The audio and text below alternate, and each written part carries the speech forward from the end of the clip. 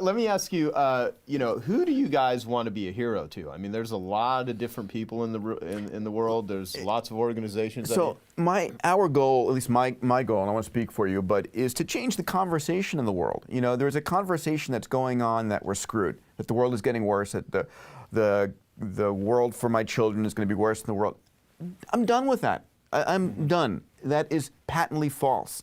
That is the world that the news media is feeding to us nonstop, because that's the way the news media catches our attention, by this constant, pervasive pessimism that is just, it's a real downer. But the fact of the matter is that the world is getting better at an extraordinary rate.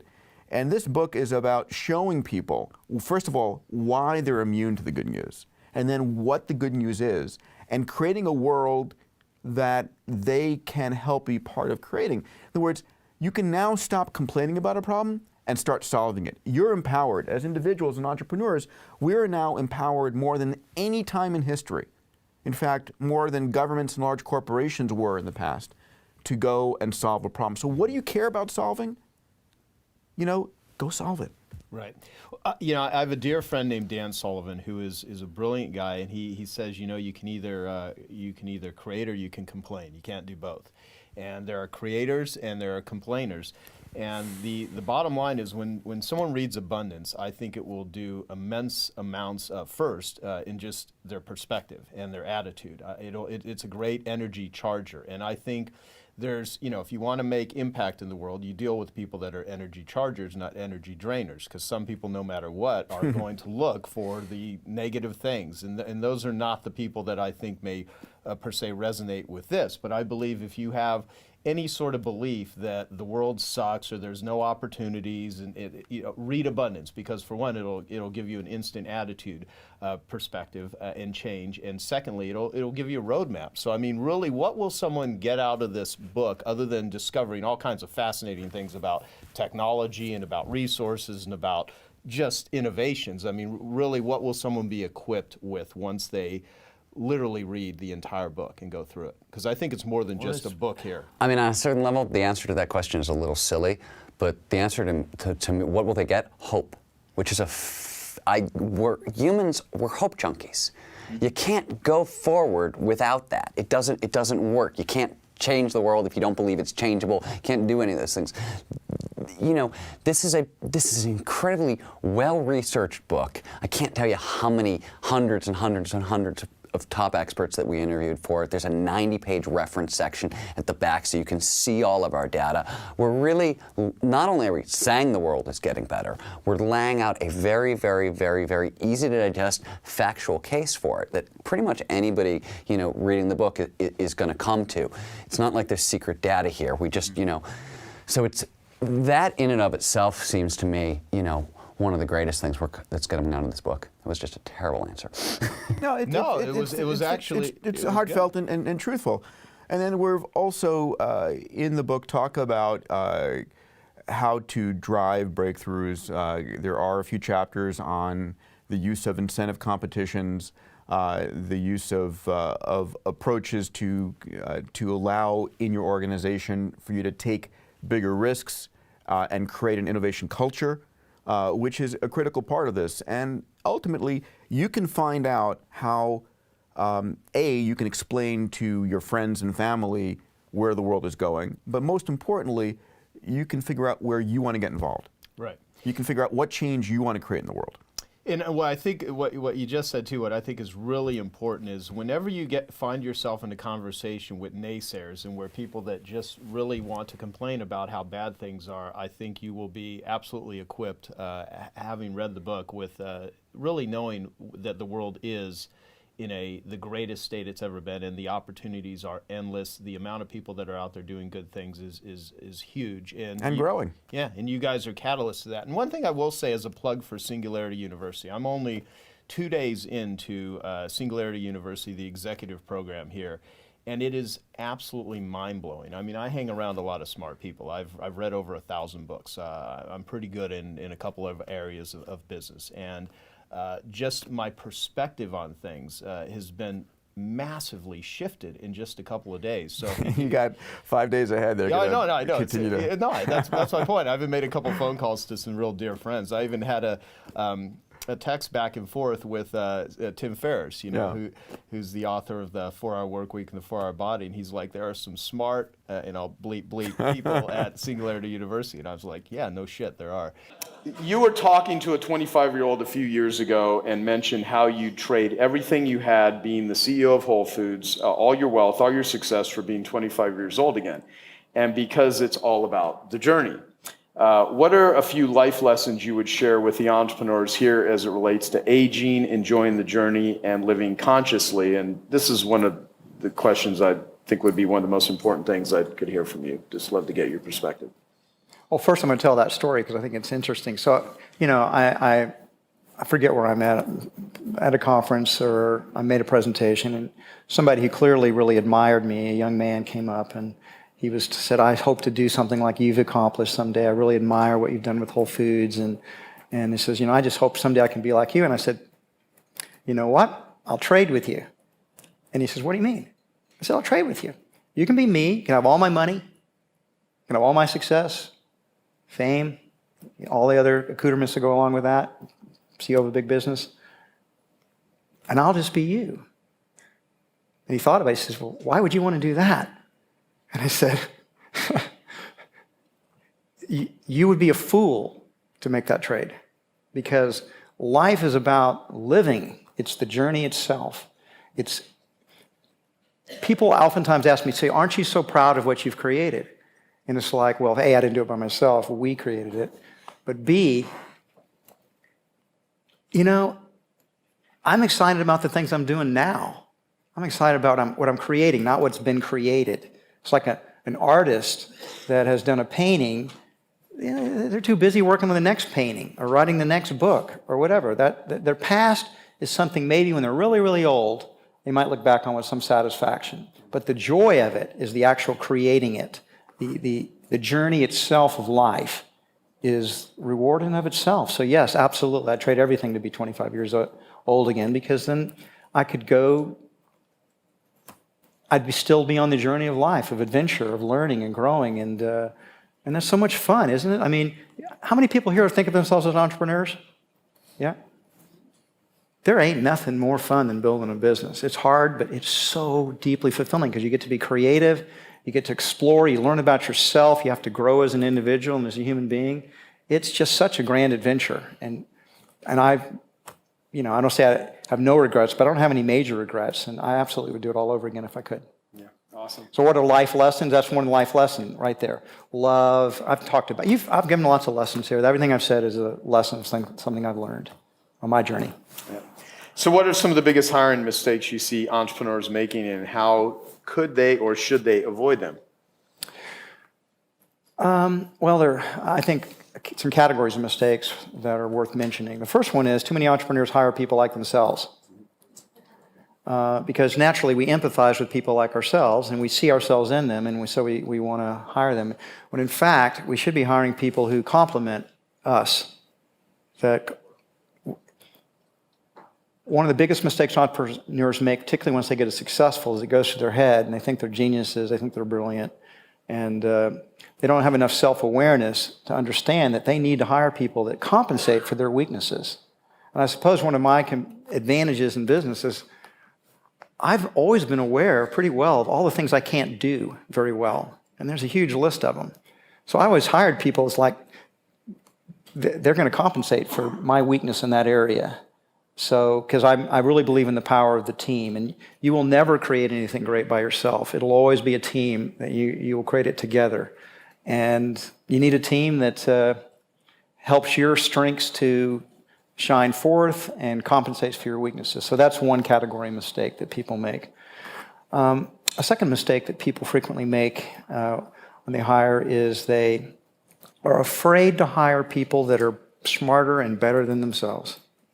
Because afraid, their own egos can't handle the idea that someone is, might be better than they are. So they hire weaker people. That's such a stupid strategy. If you hire great people, they'll make you look good. They'll make you, I always say I've gotten far more credit for Whole Foods' success than I deserve. And I might add, far more blame when things go bad than I deserve as well. Because again, it's been a team effort. So you got to hire great people that complement you, and you got to hire people that are smarter, better than you. And together, you can do some pretty amazing things. Yeah. Like I was on Richard Branson's island a couple years ago. Which you helped me I do introduced too. you to Thank him, you, Joe. and you guys hung out, yeah. And I asked him, unlike you, it's hard to get Richard to say stuff that actually makes a lot of sense in terms of strategy. Now, he's a very bright guy, but he's a very intuitive entrepreneur. He doesn't, if you ask him, how do you do it, he doesn't go really deep into it. And the best thing he ever said to me about hiring, though, was, did you want to say something? No, go ahead. So I said, Richard, I was just joking with him. I said, when's the last time you, went to a grocery store? And he looks up, he's like, I've never gone to a grocery store. And I'm like, what do you mean you've never gone to a grocery store? I go, when Sid Vicious or Johnny Rotten, they needed to buy beer for him or something. He's like, I've never done a grocery store. And I was like, that didn't make any sense to me. I go, well, when's the last time you did laundry? And he's like, I've never done laundry. I'm like, what do you mean you've never done laundry? What about when you were a kid? And did you ask him, what did you do last time he took a shit? I didn't ask him that. I should have. I know he's taking a shit. I've seen him piss in the ocean, right, when we were during the barbecues. But basically, he's like, he goes, I've never done laundry. I'm like, well, when you were a kid, he's like, well, my mom did my laundry. And I'm like, your mom did your laundry. And what he said, he goes, Joe, hire people to do stuff you want to do. He goes, one good hire could save you thousands, tens of thousands of hours in your life. And, Richard said a lot of things, but the fact is, that's one thing he's done incredibly well, is he's built a team of people around him. And so the reason that your perspective, I could ask a lot of people about how they think about hiring, but you have, 85,000 people that work for your organization. You have been through it. And so I think hearing what you have to say can make all the difference in the world. It just comes with a far deeper experience than the average person.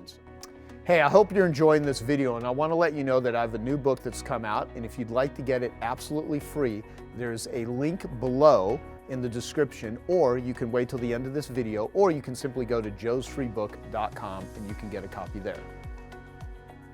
I want to jump into something.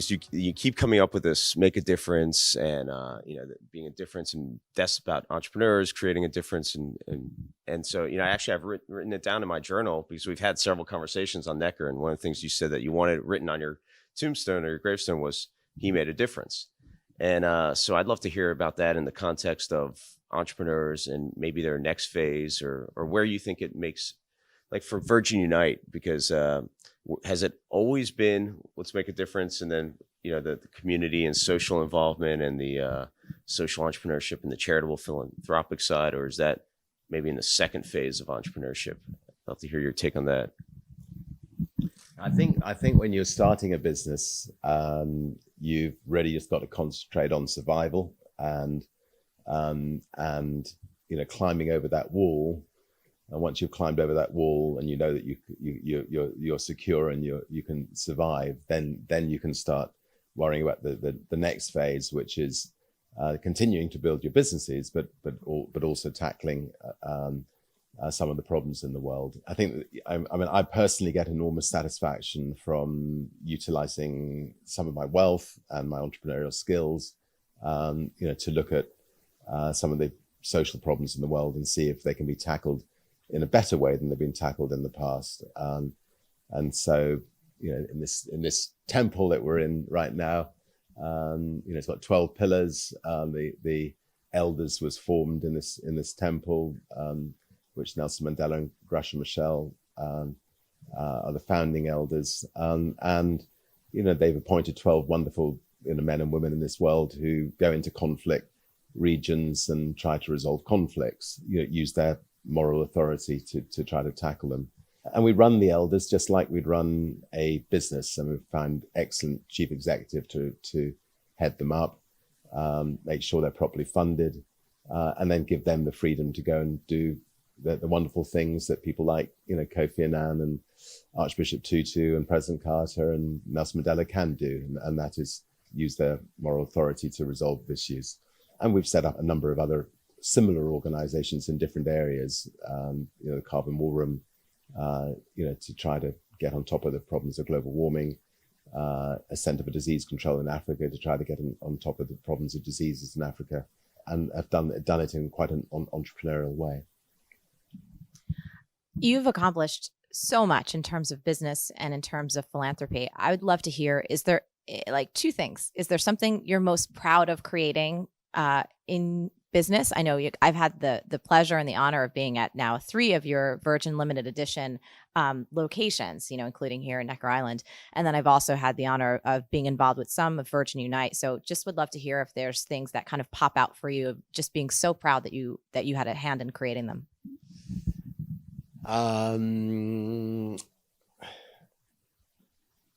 Well, I hope that I hope that Virgin Galactic will be, on the business front, perhaps the most exciting business that we've ever created. The idea of building a spaceship. I still have to pinch myself when I think about it. The idea of being able to fly on a spaceship that we built is pretty damn exciting. I'm pretty excited about it. I'm up for it. I'm in. All right, I'm 144 already. We still got to get these other 2 up. Hey, if there's a spot for me, get my spexy spacesuit on. Anyway, I mean, I think that it's the start of a whole new era where of commercial spaceship travel, and we're only about a year or so away, so it's getting very, very exciting.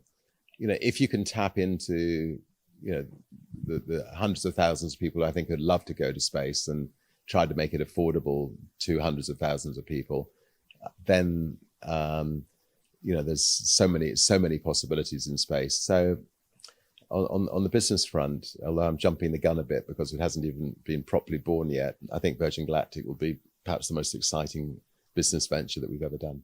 And how about on the philanthropic side? Is there, I know you have so many initiatives and you're very passionate about many of them, but is there one that, even if currently right now is just kind of popping for you, that you feel is very important?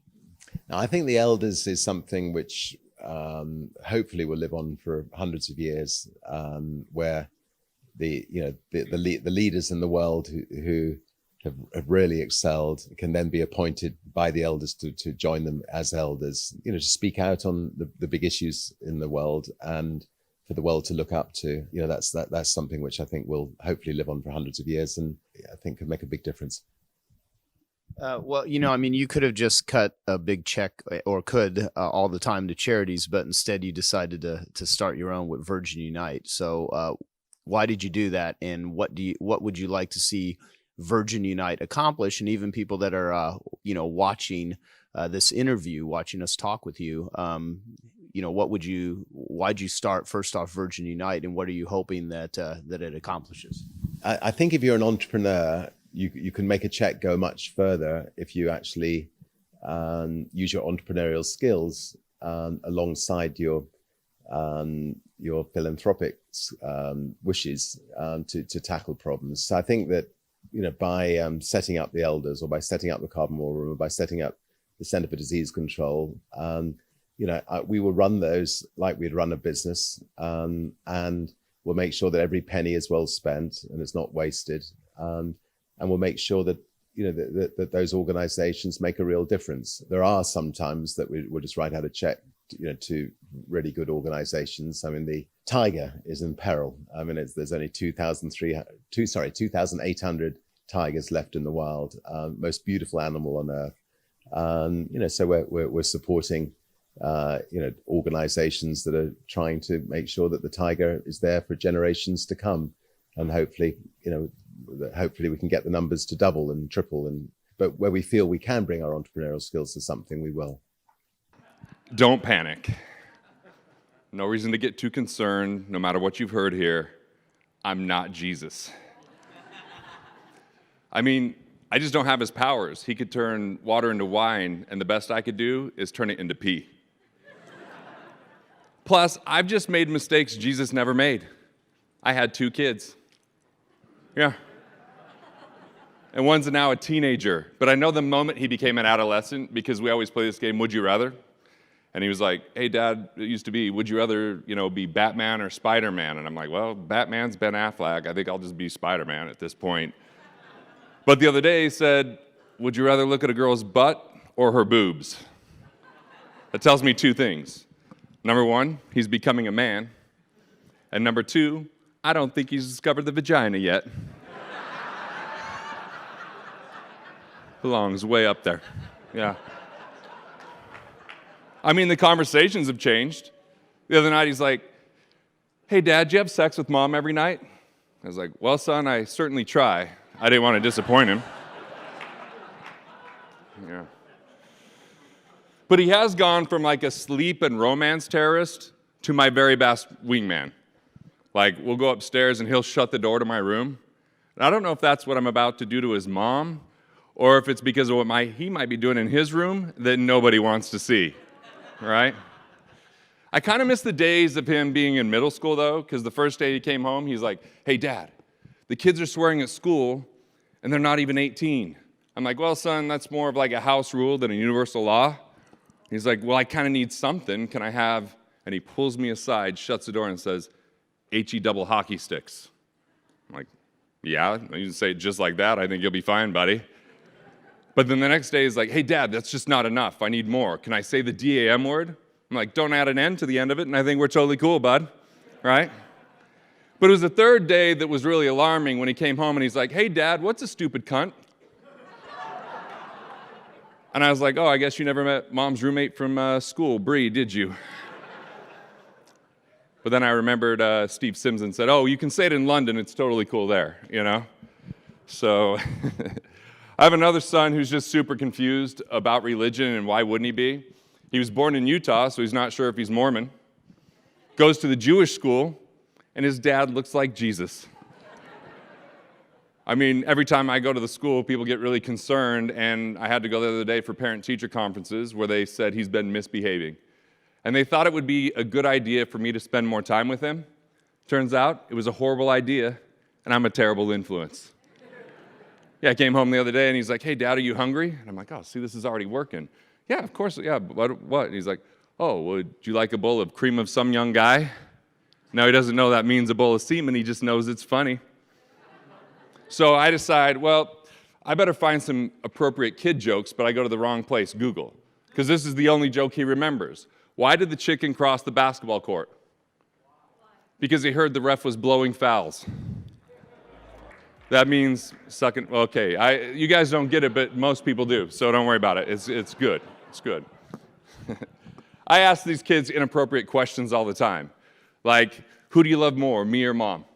And they're super diplomatic about it. Like, we could never choose. I'm like, well, if I'm going to leave her ass, who are you going to live with? I found out this is definitely not me, right? I say Mom way too quickly. When I got married, my wife was like, hey, here's the deal. Like, we're not going to spank our kids. I'm like, well, all growing up, I got my ass beat. And she's like, exactly. I was like, oh, touche. Yeah. So one day the kids are just misbehaving, and she's like, you need to take care of your kids. Amazing that they're my kids when they're acting like assholes. They're her kids when they're doing something great, right? So I sit them down. I'm like, look, guys, Mom says I can't spank you. So if you keep acting like this, I'm going to have to beat your mother.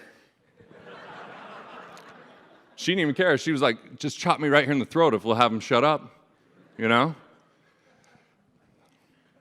my son, he's just 14, and he's asking for help that I don't know how to help him with. Like, he says, hey, Dad, will you help me text a girl? I'm like, I don't know what to text a 14-year-old.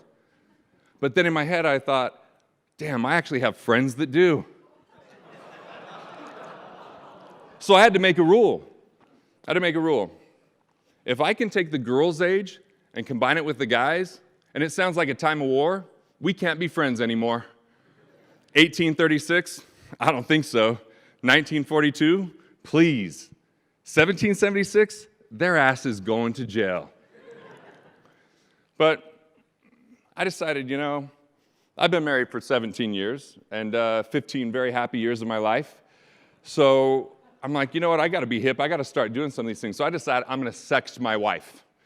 So, I'm a writer, so I'm like spending some real time on this, talking about nibbling and caressing and pulling. Well, I'm like, maybe I'll pull that statement back. But after about 20 minutes, I finally hit send. I get a little bit nervous. I'm like, I wonder what's going to happen. Is she going to send me a video? I'm like, nah, please, that ain't going to happen. Maybe a picture? That'd be awesome. But maybe she'll just say something that blows my mind. And I get a little nervous, but finally those 3 magical dots start to appear. I'm like, oh, this is great. What's it going to be? Spend a couple minutes. It's going to be something good. Finally, it comes through. K. No, that's it, just K. But hell, I'm an optimist. So I'm like, that's fine. I'll just drive home and I'll deliver the O if she can't type it in. But when I get there, she's like kind of pissed off. And I'm like, oh, maybe this is role play. She's waiting for me at the door. I'm like, what's up? She's like, sometimes your sons have my phone.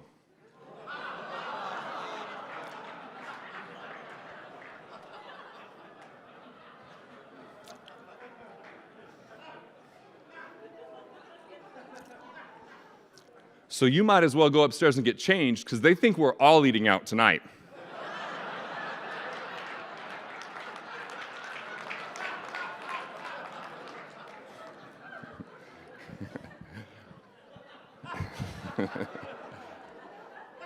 Look, thanks for letting me share a little bit of this with you. The reason why comedy is important to me is because of connection. From the time I was a little kid, my grandparents on my mom's side would gather the whole family around and I'd tell jokes. And I just saw that the pleasure that that brought to them. They weren't worried about their problems in the past. They weren't concerned about what's going to happen in the future. In that moment, we were laughing about imperfection. The world suffers from perfectionism all the time, feeling like we've got to be perfect, otherwise we're unworthy or unlovable. And that's where so much pain is caused. And all of a sudden I saw that release. And then my dad's side of the family, they would do the same thing. And it was the only common thread I had about both sides of my family. So I chose to start doing comedy because in the world of money, there's tons of guilt, there's tons of shame, and there's not enough courage for people to face their fears and their finances. So I figured if I could start bringing a little bit of comedy, maybe there'd be some healing, maybe we can have some advancement, because there's millions of people online getting educated, but there's billions getting entertained. What if we could kind of sneak in, create some laughter, build some connection, and make a big difference? Picture all of us at the Genius Network member graveyard. Each of our tombstones have our birth date, then a dash, and then the date of our death. And thanks to Peter Diamandis, I really want to have an abundant future. And I've learned from Dan Sullivan, my other clients, about abundance tools. But I really believe I'm going to live to 106, but realistically, I might not. And that possibility is why I'm compelled to share with you this very important message. It's worth much, much more than $250,000. Now I'm going to read an awesome poem called The Dash by Linda Ellis. I read of a man who stood to speak at the funeral of a friend. He referred to the dates on the tombstone from the beginning to the end. He noted that first came the date of birth and spoke of the following date with tears. But he said what mattered most of all was the dash between those years. For that dash represented all the time that they had spent alive on earth, and now only those who love them know what that little line is worth. For it matters not how much we own, the cars, the house, the cash. What matters is how we live and love and how we spend our dash. So think about this long and hard. Are there things you'd like to change? For you never know how much time is left that can still be rearranged. It could just slow down enough to consider what's true and real and always try to understand the way other people feel. Be less quick to anger and show appreciation more. Love the people in our lives like we've loved them before. If we treat each other with respect and more often wear a smile, remembering that this special dash might only last a little while. So when your eulogy is being read, with your life's actions to rehash, would you be proud of the things they say about how you spend your dash? I'm going to give you a copy of that, after my talk. This, it makes you stop and think, doesn't it? This book called The Dash was co-authored by my client, Mac Anderson, with Linda Ellis. The book, this poem, and the story I'm going to tell you now, changed my life 10 years ago. I did completely embellish this story in hopes of getting a few smiles today and for our benefit. It goes like this. A Genius Network member just like us, goes down to the basement of his fancy house to find something at the request of his spouse. Hey, that rhymes. Typical ADHD entrepreneur gets distracted when he sees a bright blue journal. Go figure. Opens it. Oh my God, February 23rd. Wow, that's today. Went fishing with my dad. Best day of my life. Right away, the guy tears up because he realized he didn't even know his son kept a journal, and he didn't even remember fishing. Of course, Mr. Big, successful Genius Network member, had his own career journals. Matter of fact, they say winners find ways, and I helped Joe get with those. He has logs everything in there. Sure enough, he verifies it. 223, wasted entire free day fishing, didn't catch a damn thing. Wow, that's two different mindsets. Luckily, his son had an amazing day, even though his dad wasn't really present. Probably thinking about work. Starting today, starting now, you have an opportunity to improve how you spend your dash. Let's get busy with some strategies on how to change our lives and focus daily on the dash. Slow down. Enjoy the moments every day. Life's not a race to 10x your business. It's an art project to 10x your life. And most important, the lives of the people you impact each day. Watch a sunrise, a sunset. Admire flowers, trees, meditate, hear beautiful music. Enjoy your senses, taste pleasures. But the most important thing you do is you got to spread the joy around you to the people you contact with. Besides Peter and Dan and Mac, and I have some awesome clients in this room. So I decided to highlight a few of them today to help us learn. I suggest you constantly smile with incredible spirit, like my friend and client Joel Weldon. This incredible man has the nicest smile and genuine, make it a great day kind of attitude. Every communication with this man makes me feel good. He makes people smile. Yeah, I'm sure it's helped him make a lot of money, but for me, I think it's more important is the amazing effect he's had on other people. I suspect, how many great days has he affected? Well, plenty of mine, and I suspect lots more for others. As a side note, I've been alive 21,798 days.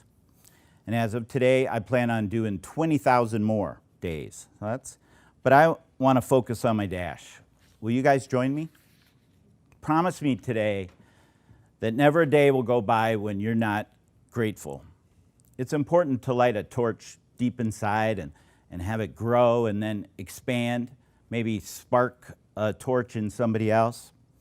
Don't be a sourpuss entrepreneur like I've been occasionally in the past, consumed being so busy with all my important work that I couldn't be alive or be present for the benefit of everybody around me. Why don't you be like my friend and client Mike Koenigs? That guy, he's grateful every day, and he's so much freaking fun to be around.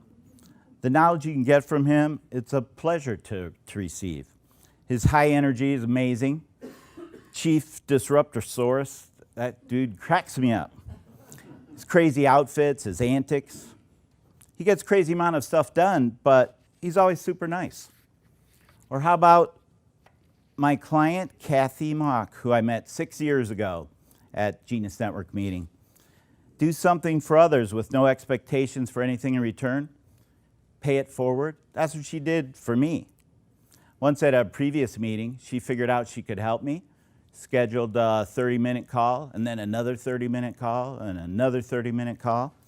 And she gave me her wisdom. I listened, and now I'm a better person. And she's a sweetheart. How about this guy? Man, he's my friend and client. Kevin's a champion at listening and serving others through making connections. He hears every word you're saying, and he even feels what you're feeling. Talking with Kevin's like getting a bear hug. He hears things you don't even know you're saying.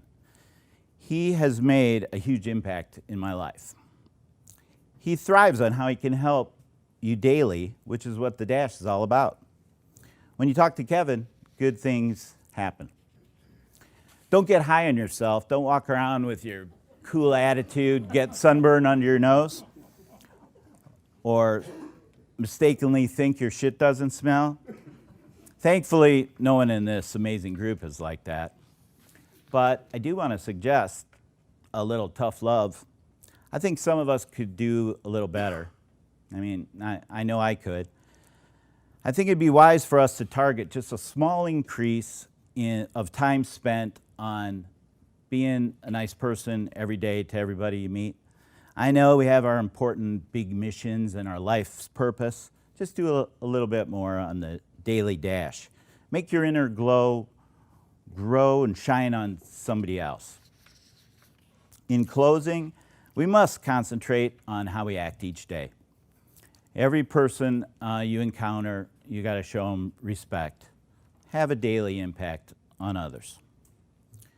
Please repeat after me. Starting today. Starting now. I will focus on my Dash daily. I want to acknowledge Joe and Mike Klein for their help. I've created a new program which you're going to be getting a copy of here today called Exponential Thinking, which is really all of the thinking around abundance and around bold in its early stages. I want to share with you what I've been learning, because it really is the ability to harness the power and force of the crowd.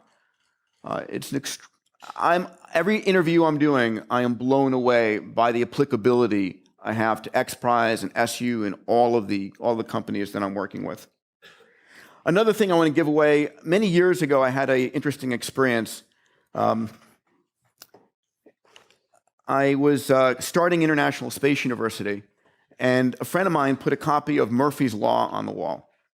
You guys all know Murphy's Law. If anything can go wrong, it will.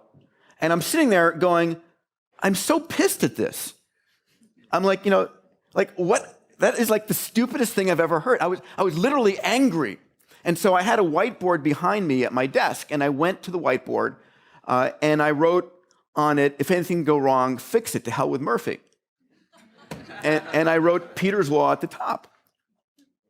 And then I started accumulating things that worked for me in my life that had been sort of like, the way I was living my life. And it's all, again, about mindset, right? It's all about mindset. And so I wrote next, when given a choice, take both. Who actually said you have to choose one? And I ended up writing something called Peter's Laws. It was about 18 laws, 19 laws back then. A friend of mine who was in an advertising agency saw this. I wrote them out on my Mac image writer, if you remember that thing. And he created a poster of it, and he printed 100 copies and gave them to me. So I went to the Harvard Co-op, and I gave the guy 10 copies. I said, would you sell these? And he says, okay, leave them here. I'll see if they sell. He called me back 2 days later and said, can I have 100? And so 50,000 copies later, I ended up saying, okay, time to revamp them and create the next iteration. So with Mike Klein and his team's help, we've created the next version of Peter's Law, the creed of the persistent and passionate mind. And I've got a copy for all of you. Some of them, some of my favorites, start at the top, then work your way up. If you can't win, change the rules. If you can't change the rules, and ignore them. I mean, I think these are sort of the mindset by which all of you live by. No simply means begin again one level higher. Best way to predict the future is to invent it yourself, which is my favorite and the way I live by. So I'd like to talk a little bit about xPrize, because a number of you have been getting involved. A number of you were at our Visioneering. I want to acknowledge Naveen Jain, who's one of my trustees and benefactors in the audience here. Naveen, would you please stand up 1 second? You'll get to meet Naveen, the CEO of iKnown, and Jake Silverstein, one of our Vision Circle members, and Laura Mueller, who works with me at the xPrize Foundation. So at xPrize, we're cranking. we're having an amazing, amazing effect, and I'm very proud of, and I really want to invite this community to help us. Our goal is to find the world's biggest problems that people think are stuck, and then literally ask the crowd, ask the world to focus on solving them. And to say, I don't care where you've gone to school, what you've ever done before, you solve this problem, you win, and all of us win. And we do this by setting a very clear goal and weighting it with a large amount of money. And people don't do this for the money. The money is the excuse. It credentials the problem as being useful and important to the world. So we have had a few big successes. The Wendy Schmidt oil cleanup competition on the heels of the BP oil spill was amazing. We asked teams to reinvent how to clean up oil spills because it hadn't changed in 21 years since the Exxon Valdez. 350 teams entered this competition. The top 10 teams that went head-to-head in the world's largest oil spill cleanup facility, which is located, of course, in New Jersey. I know, low blow. The top 10 teams that went head-to-head, 7 of them doubled the rate of oil spill cleanup. And these teams were like 20, 30, 50-person companies. And imagine that, doubled what had been a $100 billion industry had done. The top team improved it by a factor of 6-fold cleanup. So you're cleaning up on the ocean before it hits the land. One of the teams that doubled the oil spill cleanup rate was a team that met in a Las Vegas tattoo parlor. I kid you not, it's a great piece of video I'm not going to show here, but and so you could have bet on any of the 350 teams. You'd have never bet on that team that met in a Las Vegas tattoo parlor. The tattoo artist was the designer. One of his customers backed it. They built a scale model in the guy's swimming pool, and the first time it saw full-scale oil and water was in the test facility. But it still doubled. It was extraordinary. We have the Google Lunar xPrize. We have 25 teams building lunar lander vehicles, and the size of these teams are like 20 to 50 people. There's only been 2 countries ever gone to the moon's surface, the US and the Soviet Union, and the Soviets aren't around anymore. So the next team that actually goes to the moon may in fact be one of these teams. Naveen's chairman of one of them, Moon Express, putting his money where his mouth is to go and get to the moon's surface. We have just launched the Qualcomm Tricorder xPrize. So let me tell you what this is about, because it's perhaps one of the most impactful prizes we're doing. Rand Corporation, a few years back, did a study to show that 45% of the time that you go to the doctor, you get the wrong diagnosis or the wrong course of treatment. 45%. It's a coin flip. By 2020, in the United States, we're going to be short 91,000 doctors. We can't train enough doctors. And people are worried about that. So what we've said is we want teams to create a handheld mobile device that you can speak to. It's got artificial intelligence. You can cough on. It has the ability to do literally an RNA or DNA analysis of the pathogens in your sputum. You can do a finger blood prick and do a full blood chemistry, perhaps transdermal blood chemistry, and can diagnose you better than a team of board-certified doctors. Now, I announced this on the stage at CES with Paul Jacobs, the chairman of the Qualcomm Foundation, in January. 6.5 months later, we have 230 teams from 30 countries around the world competing for this. And we expect this to be won in the next 3.5 years. And when it's won, it's going to transform healthcare in a huge way.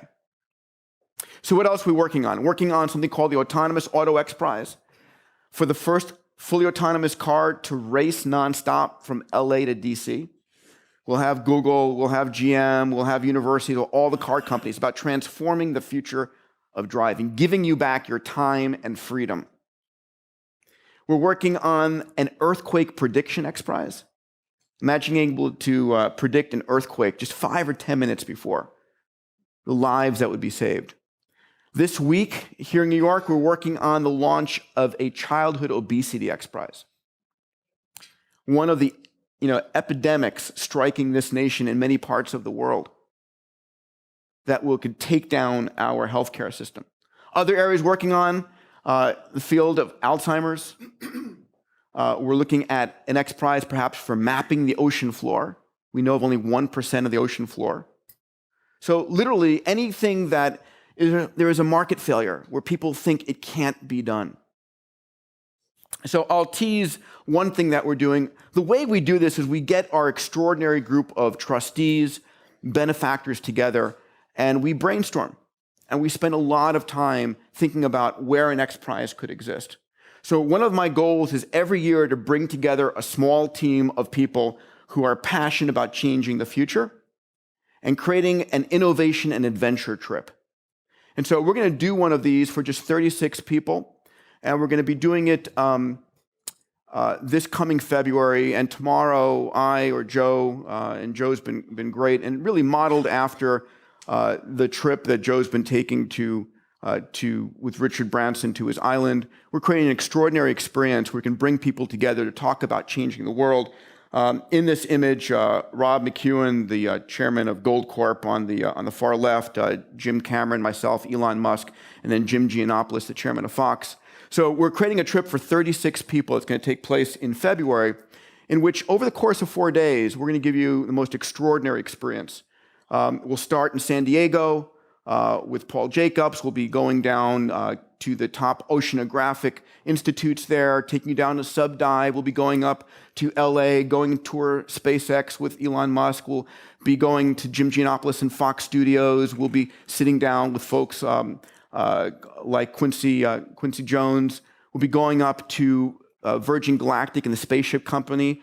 We'll be touring that facility. We'll be going up to Paul Allen's Strato launcher. We'll be going up and doing a zero-G flight. We're going to be creating the experience of living on the edge of the space and ocean frontier, and then brainstorming what xPrizes should we be creating in exploration, in ocean, in space, in land, and really getting you in the mindset of what's possible in the world and where should we be going.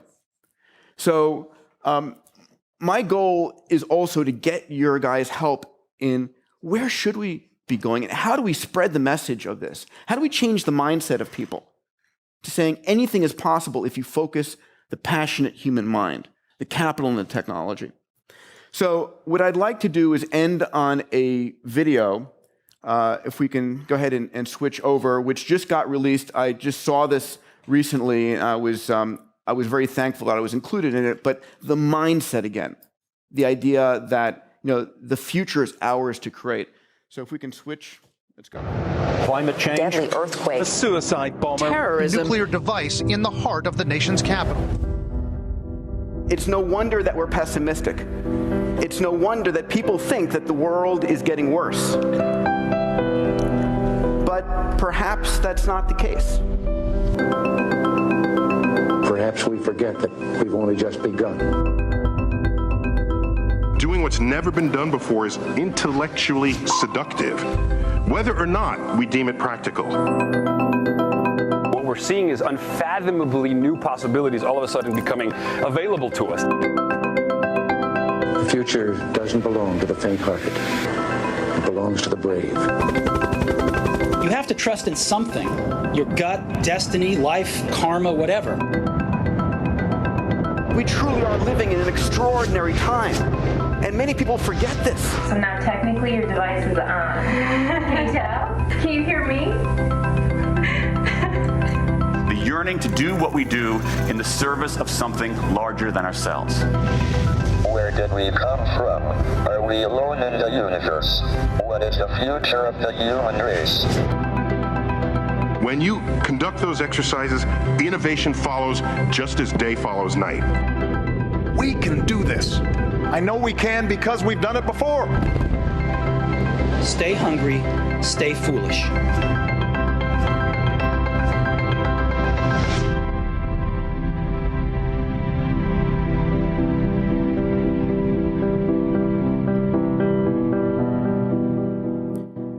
Ladies and gentlemen, thank you very much. Look, there's so many, we could do a whole week on just all the business lessons of building and growing a company and stuff. And that's why, we always have I Love Marketing episodes talking about marketing, right? Because there's a lot to it. What advice would you give? What have you learned that would be really valuable for people that have a product, a service that is, they're not in the transaction business, they're in the transformation business, because that's the business you're in. You're not in the transaction business, you're in the transformation business. So you have something that has transformed your life, and then you started teaching it to other people. And there's a lot of people here that are in the transformation business. So how do you build it? What advice would you give? What are some fundamentals? So, yeah, there's a few things. And yeah, to be clear to everybody, I self-published the book, right? And like you said, Joe, there was no platform. So this was pretty slow going for me. You know, it was me doing, in the first year that the book came out, I did 150 some podcast interviews. I did 50 of my own. I launched a podcast to nurture my audience that I was going to build. It was just like, hey, I should have something to send out to people every week. And so that was the podcast. I was on, 13 morning television shows, including like national NBC daytime that year. And I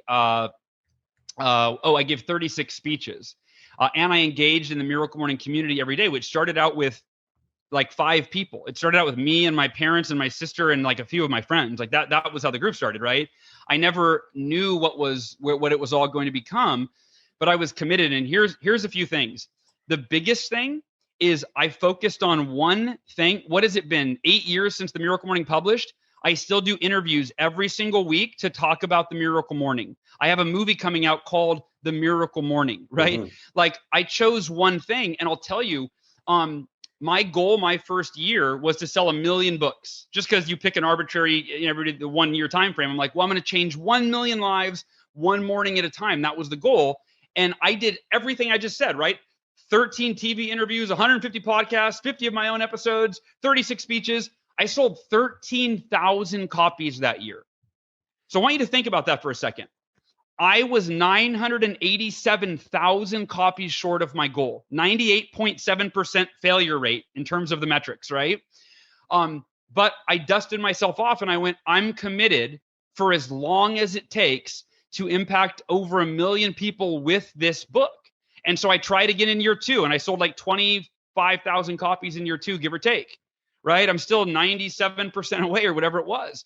But Joe, here's the point.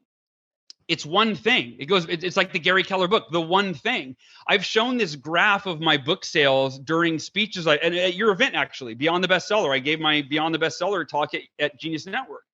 And I showed this graph. And people see how long it took for my book to take off. And that's all I did was focus on that one thing because I believed in it so much. And I have all these authors come up and they go, man, I only promoted my book hard during the launch, and then I got the entrepreneurial ADHD and I shifted gears and chased the next squirrel. I wonder what would have happened if I would have stayed as relentlessly focused on that one thing for as long as it took. And I think it's true for most of us, right? We, like Joe, you're a great example. Genius Network.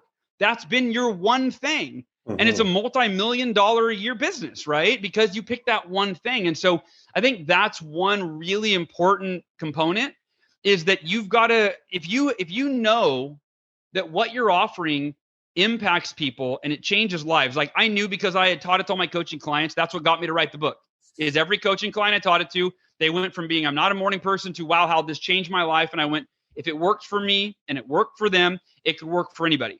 Then when I wrote the book and the book came out and I started getting emails and reviews from people saying this, this cured my depression, this saved my marriage. I mean, these really profound results. I went, I have a responsibility to get this in the hands of, and I was thinking small. I thought 1 million people, that felt really big, And then once I reached 1 million people, we shifted the mission and I took the number off. And the mission is to elevate the consciousness of humanity one morning at a time.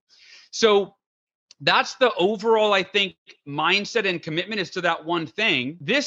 While this is specific to the book, I think it can apply, you can apply it to anything that you're doing.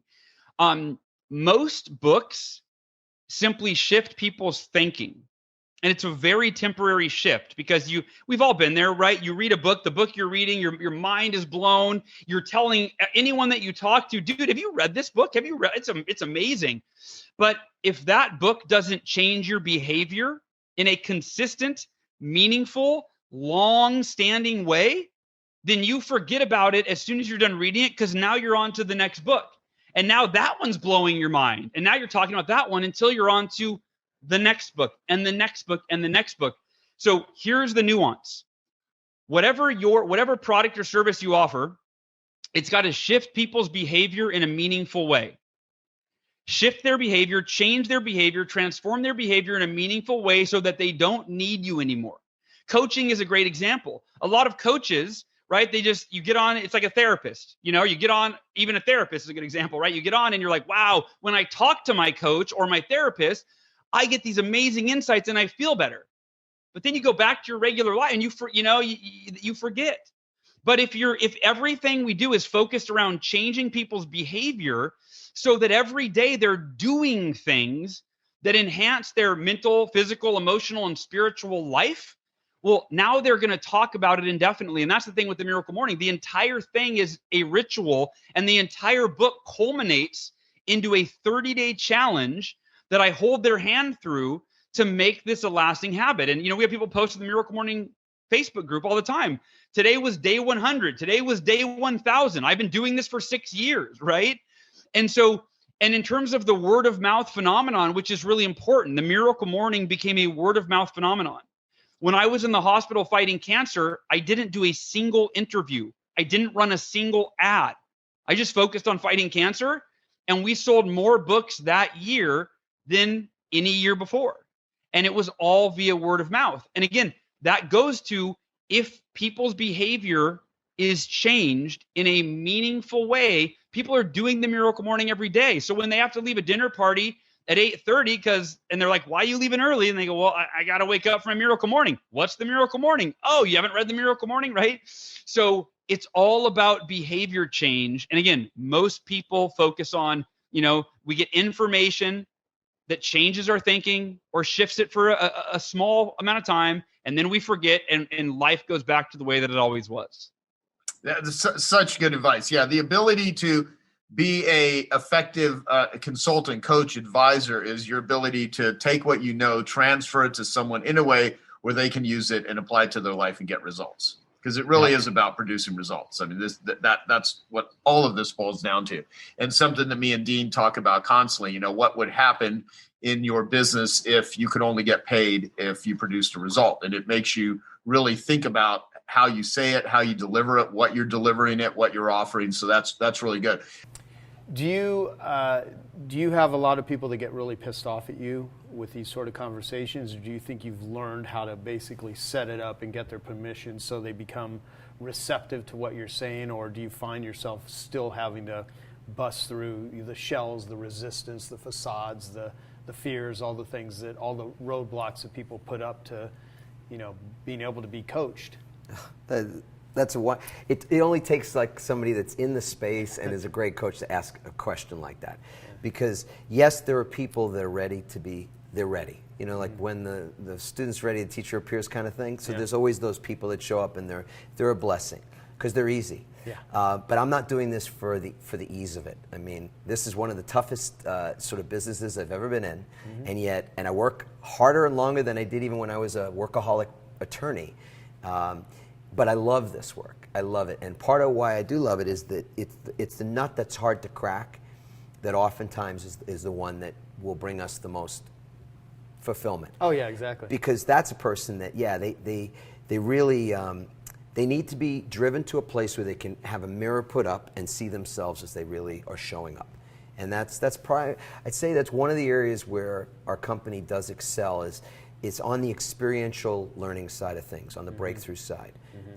Because it's one thing to deliver great content, and it's another thing to lead people through process and exercise to discover what they've forgotten about themselves.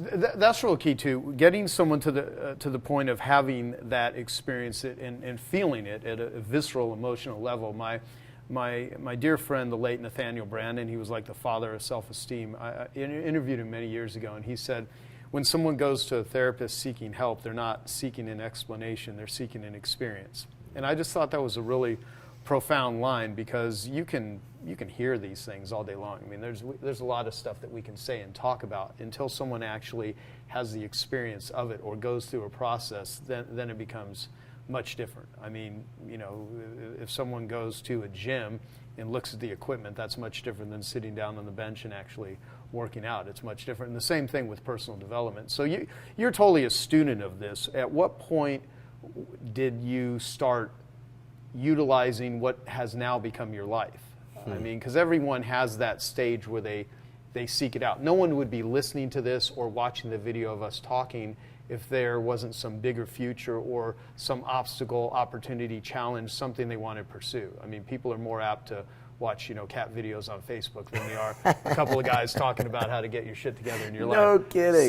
So these are obviously, anyone that would be paying attention to this, there's something that they want. What was the light bulb for you? Well, I want to start with that last thing, because I don't believe there's any accidents. I don't think you do either, right? No accidents in the universe. So if somebody, whoever's listening to this or watching this right now, the good news is that it's totally for a reason. It's totally on purpose, right? Because there's bazillions of people out there that could be and aren't or wouldn't be because it's not their time at the moment, right?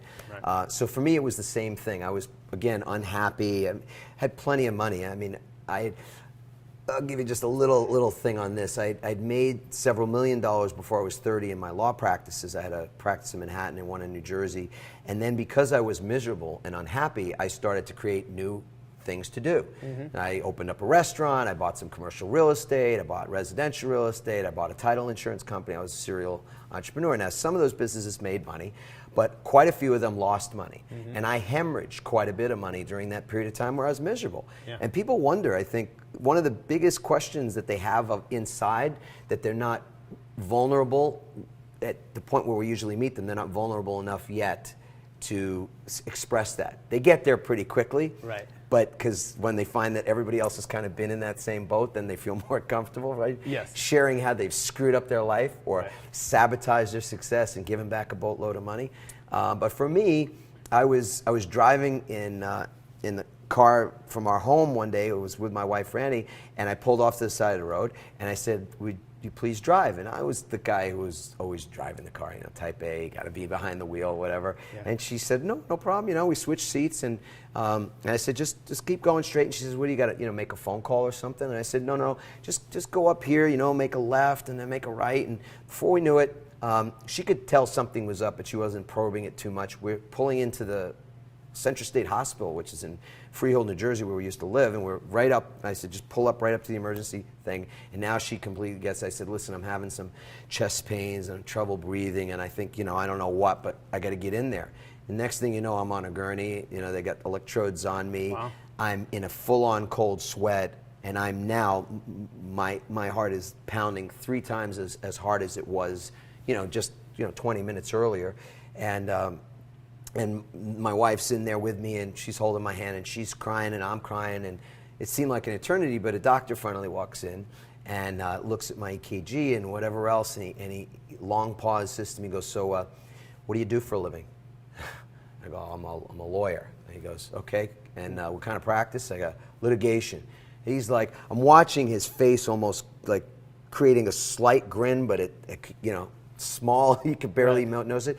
He says to me, and he goes, "And do you drink coffee?" And I said, "Yeah." He goes, "Well, have you had any today?" And I go, "A little." And he goes, "How much?" And I go, "I don't know, 5-6 cups." And this is like noon or whatever. And now he is like toothy grinning me, and I'm going, "What's going on?" He says, "Listen, I'm going to tell you right now, you're not having a heart attack. I know that's what you think you're having, but you're not." He says, "So, take a deep breath." And at this point, my wife, she's bawling. I'm getting emotional now, even just thinking about it, because I could still feel the tingling in my fingers, like that. The ends of my fingers were numb. And he says to me, "You're not having a heart attack. You're not going to die today." Because I'm lying in that bed thinking, I'm not going to see my kids today, and I'm not going to even have an opportunity to correct any of the things I knew inside of me were just not right. And so I thought, geez, I'm not going home. And when he said that to me, it was like I got this, it washed over me that I'm going to actually get a second chance. So he said to me, "Look, you're lucky today, but you could be in here in 6 months or a year and not have, the same good news story." And we walked outside, my wife and I holding hands, and I look up at the sky, and I'm a spiritual person. At the time, I think I believed in something, but I wouldn't say, somebody sneezed, I say, "God bless you." But that was my only word for God. And I looked up at the sky and I said, "Thank you, God." And that was a moment for me where I realized I knew something had to change. I had no idea what that change would be, but I wasn't going to go back to the thing that was that was running my life just a day earlier. How old were you at that time? 38. 38. Yeah. Yeah. I'd let it go on for a while. These things don't come upon us, like overnight. Right. We just sort of ignore. Yeah, we notice it when the punch is, or whatever it is big enough, and it gets. There's always clues. I mean, your life and everything that's not working. There's signs everywhere. It's just if you're receptive to see it. And again, I'm in the same boat. I mean, there's so much of my adult life with the success, with money, with the drivenness that I was completely numb to it, from addictive behavior to body pains to all kinds of stuff. You can ignore incredible feedback, right? Oh, Stimulus from everywhere, and you can ignore all of it if you're up here, right? Totally. You're totally in your head, which I was. Yeah, yeah. And I think a lot of entrepreneurs are. And it's a catch-22 because, you say workaholic. I want to actually talk to you about the strategies used to actually, shift after that sort of thing. But, workaholism is the respectable addiction, And there's a lot of driven entrepreneurs that the drivenness comes from trauma as a kid, comes from crazy making. I mean, you could trace a lot of insanity in people's lives. Now, it's better than being in prison in some cases, although they do end up there. There's all kinds of ways that someone, can transmute whatever their life experience is into better ways. I'll tell you, though, I know a lot of people that have built lots of prisons with golden bars. I mean, they have a lot of money, but they live lives of incredible torment and angst, and the outside world, because they'll see the financial success, think they're lucky, or the people that we have as role models, and anyone can be a role model. It's just people have no idea what's going on in many of their lives, and the pain that exists for some people that you would look at and think, oh, they've got it all. You can make a heaven or a hell out of anything. Exactly. As Doug said earlier, many people spend their health creating their wealth. And then they have to spend their wealth trying to regain their health. What if we just valued health number one? Hello, fellow Genius members, Genius Network members. We're so excited to be part of your family, your herd. I'm Jennifer Carroll. And I'm Jessica, and we are J&J. And we are going to talk to you guys today about how to live large and live long. So this is a room full of entrepreneurs. Now raise your hand if you live life go big or go home kind of way. Yeah, I kind of thought it was about everyone. Well, that was my dad's life motto. Just like you, my dad was a rock star entrepreneur. He lived large. And actually, according to this poster right here, entrepreneurs are the new rock stars. Just like you, my dad valued success at a very young age. Travelers, who loves to travel in this room? Yep, Dad loved to travel. Just like you, my dad loved his sports. He ran marathons, he wake surfed, and he cherished all 18 summers with his family. Just like you, my dad was a thought leader who wanted to make a difference. Dad lived to give, and actually for the past 20 years, we've been going down to Mexico building homes for homeless families in Mexico. Just like you, my dad loved his life. And he loved his wife, his playmate. Entrepreneurs, you guys take care of everything. You take care of your business, you take care of your staff, you take care of your family. But do you take that same care of your health? I ask you, do you value health as number one? Because you know what? My dad didn't. My dad lived large, but he never went to the doctor. As you see right here, he's a 6'3", 220-pound guy. He worked out every single day, but he bragged about not going to the doctor. And I do believe that if he did go to the doctor, and if he actually got checked, and if he was actually proactive about his health, he would be in this room right here. And that he would actually be one of the 97% of men who survive prostate cancer if detected early. So yes, I encourage you, and I know you guys live large, but live long. My dad made his first millions in his 20s, but he made his first widow in her 40s.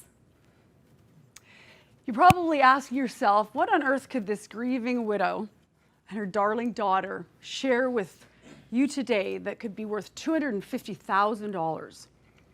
It's an excellent question. But I have a question back for you. Do you want to be unstoppable? Do you want to go on and make $250,000 again and again, living our live large, live long philosophies? Yeah? Okay. Then imagine, if you will, you're not here at a Genius Network meeting. Sadly, you're on your deathbed, surrounded by your family and friends, your loved ones, and you're fighting for your last breath. And in that moment, I want to ask you, what would you do? How much would you pay for more time? How much would you pay for 250,000 more hours? That's 28 and a half more years. I know my Philip would have paid a lot more than $250,000. How much would you pay for more time? Time to scale up our businesses, scale up your businesses. Time to keep living large as entrepreneurs. Time to watch your son live out his dream. Time to walk your daughter down the aisle. Time to grow old with the person that you love. Like you, my Phil thought he was unstoppable. But at the age of 52, he was stopped by prostate cancer. Steve and I in Forbes magazine. Bill Carroll is 25 years old, richest cheesecake. Article on our marina. Dave and I in Flair magazine. Wayne Gretzky is with us. That's cool. I know that footage is hard to watch. It's excruciating to remember. Now, you had a chance here today to meet my darling little mini-me daughter. But I also want you to know that I actually gave birth to a human truck. Yes, and as my husband was holding the screaming newborn, I'm panting. I said, "Is it a boy?" And he goes, It's a hockey player." And that's exactly what he became, a professional hockey player. 6'4", 220, missing teeth, power forward enforcer, professional hockey player. A couple months before Phil passed away, I went up to Canada to see Austin. And when I was up there, one of his practices, one of his coaches, Coach Jeff, comes up to me and he says to me, "I'm sorry, I hear your husband is really sick and Austin says he's fighting for his life. Can I ask what he has?" I said, "Prostate cancer." He looked at me like, "I'm sorry, I thought everyone survived prostate cancer." I said, "Yeah, if you go to the doctor and you get checked early enough, you can be one of the 97% of men that survive this disease. But yeah, my husband wasn't that guy." By the way, Coach Jeff, how old are you? 48. You get checked regularly, right? "Oh no, look at me, I'm in great shape. I'm on the ice with the guys every day. I eat organic, I don't drink or smoke. And besides, I hate going to the doctor and I don't need a doctor going there," if you know what I mean. Well, I watched this big burly Canadian hockey player and he metamorphed into my Phil, standing there healthy, and I just lost it. I'm like, what? I just said, no. You go in and you get checked. And if you don't do it for you, you do it for your wife and your kids. You do it so you can watch your son live out his dream and you can walk your daughter down the aisle and you can grow old as the person that you love, because you know, my Philip, he can't do that anymore because he's home and he's dying. No, you go in and you get checked. And you bend over and you take it like a man. He's like, "Whoa." I'm usually yelling at your kid on the ice like that. Fast forward a couple months, Phil's passed away of prostate cancer. We're back in Canada and watching one of Austin's hockey games, and Coach Jeff comes up and gives us his condolences, but then he leans in and he kind of whispers and he looks around and he says, "Jen, I went in and I got checked, bent over and took it like a man. And you know, when the doctor was putting on his glove, I said, 'Doc, I'm doing this for a woman and it's not my wife.'" Like, a lot of information there. How many of you guys have children? Raise your hand. Whoa. You guys would do anything for your kids, right? Hey, Dad, will you teach me how to drive? Hey, Mom, will you help me pick out my prom dress? Hey, Dad, will you help me pick out my new cool shoes? Hey, Dad, will you watch me as I play my first NHL hockey game? Hey, Dad, will you walk me down the aisle when I get married? Just like you guys, my dad would have done anything for Austin and I. But he can't do any of those things anymore because he's not here. When we hold our crystal ball and we ask that infamous question, what do you want? We see a man putting on a bow tie. He picks up the phone. He says, I read your book, we saw you speak. Got checked, went to the doctor, found out I had cancer. Got treated, and I'm a survivor. And I'm about to walk my daughter down the aisle. And I had to reach out and say thank you for making a difference. If I could give this book to one person, just one person, I would give it to my Phil 12 years ago, because I believe he'd be sitting here in this room as a Genius Network member if he knew the stories in this book. Now, this message is not just for the women. Or for the men. It's also for the women. And you know what? Right now, it is Breast Cancer Awareness Month. So yes, I want you to live large and make magical memories. But I also want you to live long and take care of those memories. Health #1 for everyone in this room. We're here today to share our stories in hopes of encouraging you to take action, to not only continue to live large as entrepreneurs, but to live long and value health #1 and get checked. And there's actually something you can do right now to add time to your life and your loved one's life. So I actually want you guys to take out your phones. Seriously, I want you to do this. And in the past 10 minutes, you've been thinking about someone. And it might have been yourself, which is totally okay. But I want you to send this message to that person.